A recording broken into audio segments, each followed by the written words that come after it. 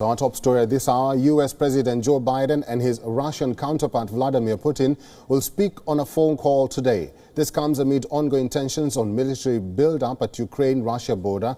U.S. and Russia will be holding security talks next month. This is going to be the second telephone conversation between Biden and Putin in less than 1 month. Meanwhile, Russian President Vladimir Putin told his U.S. counterpart that he was convinced that effective dialogue between Moscow and Washington is possible. This is hours ahead of the telephone talks between the two. Early in December, Biden warned Putin of severe consequences if Russia invades Ukraine.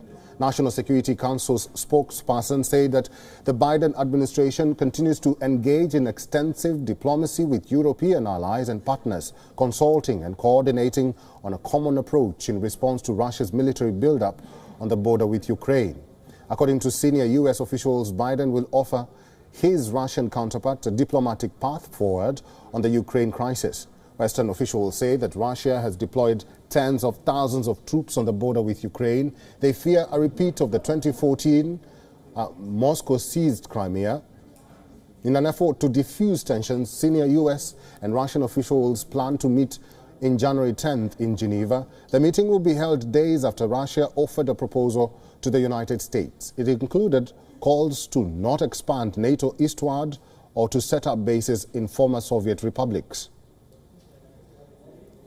Так, могу сообщить, что 10 января в Женеве планируются переговоры в формате межведомственной делегации России и США под руководством, я имею в виду российскую делегацию, заместителя министра иностранных дел нашей страны Сергея Рябкова и первого заместителя, речь идет уже о американской стороне, госсекретаря Уэнди Шерман.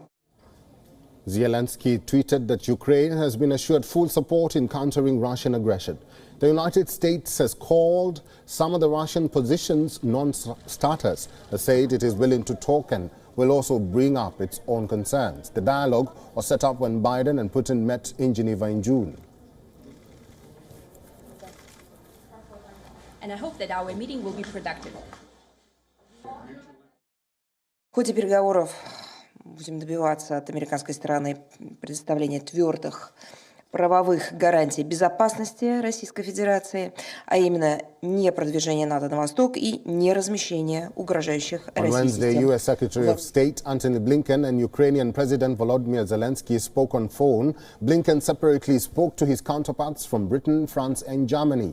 U.S. State Department spokesperson said that Western foreign ministers affirmed the consensus among allies and partners to impose massive consequences and severe costs on Russia for actions.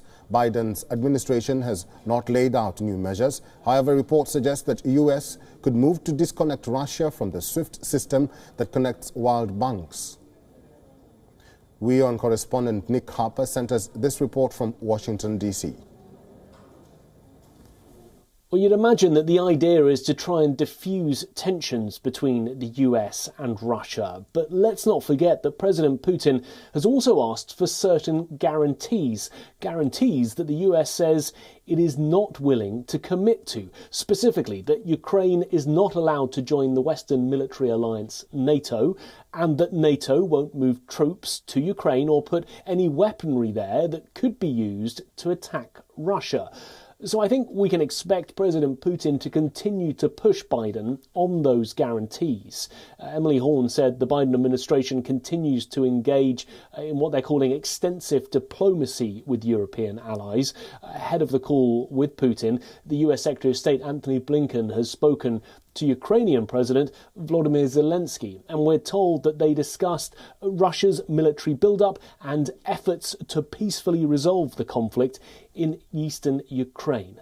But it is worth noting that since their last phone call, we haven't seen a Russian troop reduction at the border. Putin has said he hasn't made up his mind yet what he wants to do about Ukraine, but at the same time, he hasn't done anything to reduce tensions.